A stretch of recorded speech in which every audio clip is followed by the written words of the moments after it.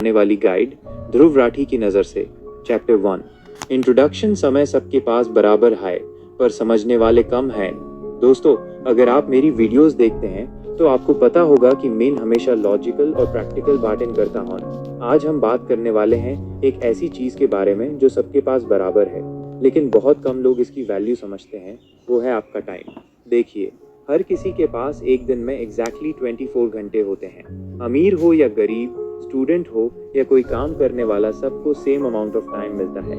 फर्क सिर्फ इतना है कि कुछ लोग इस 24 घंटे को इंटेलिजेंटली यूज करते हैं, एक प्लान बनाते हैं और अपने इंपॉर्टेंट काम टाइम पर करते हैं। वही दूसरी तरफ बहुत से लोग बिना सोचे समझे अपना टाइम वेस्ट करते रहते हैं, फोन स्क्रॉलिंग में, सोशल मीडिया पर फालतू की चीजें देखने में या फिर बिना किसी एम के इधर उधर घूमने में।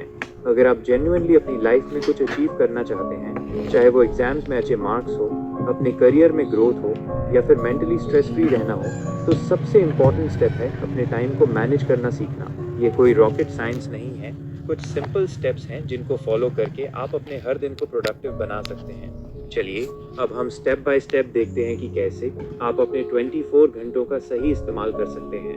चैप्टर 2 हर किसी के पास 24 घंटे ही होते हैं, कोई एक्स्ट्रा टाइम नहीं मिलता। ये बेसिक सी बात है, लेकिन इसको समझना बहुत ज़रूरी है। टाइम कोई बैंक बैलेंस नहीं है कि आप सेव कर लें या किसी से बोरो कर लें। एक बार जो मिनट गया वो गया।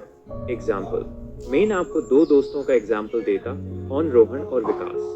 दोनों एक ही कॉलेज में पढ़ते हैं। रोहन हर सुबह उठकर एक छोटी सी लिस्ट बना लेता है कि आज उसको क्या क्या पढ़ना है और कितने बजे तक। विकास उठते ही इंस्टाग्राम खोल लेता है और रील्स देखने में घंटों बर्बाद कर देता है। जब एग्जाम आते हैं तो रोहन कॉन्फिडेंटली प्रिपेयर करता है, जबकि विकास कहता है यार टाइम ही नहीं मिला। टाइम तो और दोनों के पास सेम था, लेकिन प्लानिंग ने डिफरेंस क्रिएट किया। चैप्टर 3 सब काम एक जैसा इंपॉर्टेंट नहीं होता, प्रायोरिटी सेट करना सीखो। हम दिन भर में बहुत सारे काम करते हैं, लेकिन लॉजिकली सोचिए तो क्या सब काम इक्वली इम्पोर्टेंट होते हैं? नहीं ना। कुछ काम बहुत ज़रूरी होते हैं जिन्हें तुरंत करना होता है। कुछ ज़रूरी तो होते हैं लेकिन उन्हें थोड़ा डिले किया जा सकता है। और कुछ काम तो आइज होते हैं जिन्हें आप अवॉइड भी कर सकते हैं या किसी और से करवा सकते हैं। इसीलिए अपने टास्क्स को कैटेगराइज करना सीखो। अर्जेंट एंड इम्पोर्टेंट ये वो काम हैं जिन्हें अभी और इसी वक्त करना है। जैसे कल एग्जाम है तो आज पढ़ना। इम्पोर्टेंट बट नॉट अर्जेंट ये वो काम हैं जो ज़रूरी तो हैं लेकिन आपके पास उन्हें करने के लिए थोड़ा टाइम है। जैसे किसी प्रोजेक्ट की प्लानिंग करना। अर्जेंट बट नॉट इम्पोर्टेंट ये वो काम हैं जो तुरंत तो करने हैं लेकिन उतने ज़रूरी नहीं हैं। जैसे किसी फ्रेंड का नॉन एसेंशियल मैसेज का रिप्लाई करना। Not urgent and not important ये वो काम हैं जो बिल्कुल भी ज़रूरी नहीं है और आपका बहुत टाइम वेस्ट करते हैं। जैसे बिना मतलब सोशल मीडिया स्क्रॉल करना। एग्जाम्पल, इमेजिन करो आपका कल एक बहुत इंपॉर्टेंट प्रेजेंटेशन है और आपका दोस्त आपको मूवी देखने के लिए बुला रहा है। लॉजिकली आपको अपनी प्रेजेंटेशन की प्रिपरेशन को प्रायोरिटी देनी चाहिए। मूवी तो आप बाद में भी देख सकते हैं। चैप्टर 4 काम उतना हाई टाइम लेता है जितना आप उस देते हैं। पार्किंसंस लॉ एक इंटरेस्टिंग कॉन्सेप्ट है जिसे पार्किंसंस लॉ कहते हैं। बेसिकली इसका मतलब है कि कोई भी काम उतना हाई टाइम लेगा जितना आप उसके लिए एलोकेट करें। अगर आप किसी असाइनमेंट के लिए पूरा दिन सोचते हैं कि ये 5 घंटे लेगा तो वो 5 घंटे ही लेगा। लेकिन अगर आप मेंटली डिसाइड कर लीड हैं कि आपको वो काम 2 घंटे में फिनिश करना है तो आपका ब्रेन ऑटोमेटिकली या स्पीड और एफिशिएंसी से काम करेगा। आसान ट्रिक, हर काम के लिए एक रियलिस्टिक लेकिन थोड़ी टाइट डेडलाइन सेट करो। खुद से कहो मुझे ये काम टाइम तक फिनिश करना ही है।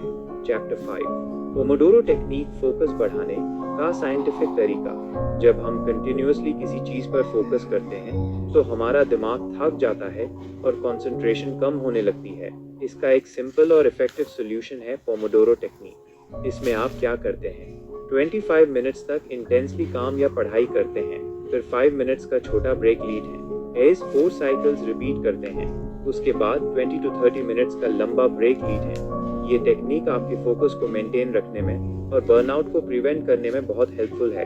एग्जाम्पल, मैं जब रिसर्च करता हूँ या अपनी वीडियोस के लिए स्क्रिप्ट लिखता हूँ तो ऑफन पोमोडोरो टेक्निक यूज करता हूँ। इससे मेरा कंसंट्रेशन बना रहता है और मैं ज़्यादा प्रोडक्टिव फील करता हूँ। चैप्टर 6 फोन और सोशल मीडिया सबसे बड़े टाइम किलर्स। आज के डिजिटल वर्ल्ड में मोबाइल फोन और सोशल मीडिया सबसे बेड डिस्ट्रैक्शंस हैं। आपको पता भी नहीं चलता और आप घंटों तक रील्स देखते रहते हैं या फिर यूजलेस डिस्कशंस में इन्वॉल्व हो जाते हैं। सॉल्यूशन: जब आपको किसी इंपॉर्टेंट काम पर फोकस करना हो तो अपने फोन को साइलेंट या डू नॉट डिस्टर्ब मोड पर रखें। अपने सोशल मीडिया एप्स पर टाइम लिमिट सेट करें। आजकल फोन्स में ये फीचर अवेलेबल होता है। जब आप पढ़ रहे हो या कोई सीरियस काम कर रहे हो तो फोन को अपने से दूर रखें, आइडियली किसी दूसरे रूम में। एग्जाम्पल: मैंने बहुत लोगों को देखा है जो एग्जाम के टाइम पर भी हर 5 मिनट में फोन चेक करते हैं। ये उनके कंसंट्रेशन को कंप्लीटली डिस्ट्रॉय कर देता है। अगर आप सीरियसली पढ़ना चाहते हैं तो फोन से दूरी बनानी ही होगी। चैप्टर 7: प्लानिंग टूल्स का इस्तेमाल करें। अपना दिन ऑर्गेनाइज करें। बिना प्लानिंग के टाइम मैनेज करना मुश्किल है। इमेजिन अगर आप बिना किसी मैप के किसी अनजान जगह पर जा रहे हैं, आप खो जाएंगे ना। टाइम मैनेजमेंट भी वैसा ही है। कुछ सिंपल टूल्स यूज करके आप अपने दिन को इफेक्टिवली प्लान कर सकते हैं। एक नोटबुक या डायरी रखें जिसमें आप हर दिन के अपने टास्क लिख सकें। गूगल कैलेंडर या किसी रिमाइंडर ऐप का यूज करें ताकि आप अपने डेडलाइंस और अपॉइंटमेंट्स को ट्रैक कर सकें। एक डेली रूटीन सेट करें जिसमें आपके हर काम का एक फिक्स टाइम हो। एग्जाम्पल: मैं खुद गूगल कैलेंडर का बहुत यूज करता हूँ। अपने मीटिंग्स, डेडलाइंस और इवन पर्सनल टाइम को भी मैं उसमें मार्क करके रखता हूँ। इससे मुझे पता रहता है कि मेरा दिन कैसे स्ट्रक्चर्ड है। चैप्टर 8: छोटी हैबिट से बड़ी जीत होती। हाई कंसिस्टेंसी इज की। टाइम मैनेजमेंट कोई एक दिन का गेम नहीं है। ये छोटी छोटी हैबिट्स को कंसिस्टेंटली फॉलो करने से डेवलप होता है। हर दिन एक छोटी सी प्रोडक्टिव हैबिट बनाने की कोशिश करें, जैसे सुबह उठकर अपना बेड ठीक करना या फिर दिन में 10 मिनट मेडिटेशन करना। एग्जाम्पल: मैंने एक बार एक स्टडी पढ़ी थी जिसमें यह बताया गया था कि जो लोग सुबह उठकर अपना बेड ठीक करते हैं उनमें दिन भर ज्यादा ऑर्गेनाइज्ड और प्रोडक्टिव रहने की टेंडेंसी होती है। ये एक छोटी सी हैबिट है लेकिन इसका ओवरऑल इम्पैक्ट बहुत बड़ा हो सकता है। चैप्टर 9: रेस्ट भी उतना ही जरूरी है। बर्नआउट से बचें। लोग अक्सर टाइम मैनेजमेंट को सिर्फ काम करने या पढ़ने से जोड़ते हैं, लेकिन लॉजिकली सोचिए, अगर आप अपनी बॉडी और माइंड को प्रॉपर रेस्ट नहीं देंगे तो आप एफिशिएंटली काम कैसे करेंगे। हर 2 to 3 घंटे के काम के बाद छोटा ब्रेक जरूर लें। रात को कम से कम 7 to 8 घंटे की नींद लें। हर हफ्ते में एक दिन ऐसा रखें जब आप सिर्फ रिलैक्स करें और कोई काम ना करें। एग्जाम्पल: इमेजिन एक मशीन है जो कंटिन्यूअसली चलती रहेगी तो क्या होगा? वो ओवरहीट हो जाएगी और बैंड हो जाएगी। हमारी बॉडी और माइंड भी वैसे ही हैं। प्रॉपर रेस्ट उनकी एफिशिएंसी को मेंटेन करने के लिए बहुत जरूरी है। चैप्टर 10: कंक्लूजन: वक्त की कदर करो, जिंदगी बदल जाएगी। दोस्तों, टाइम एक बहुत वैल्यूएबल रिसोर्स है।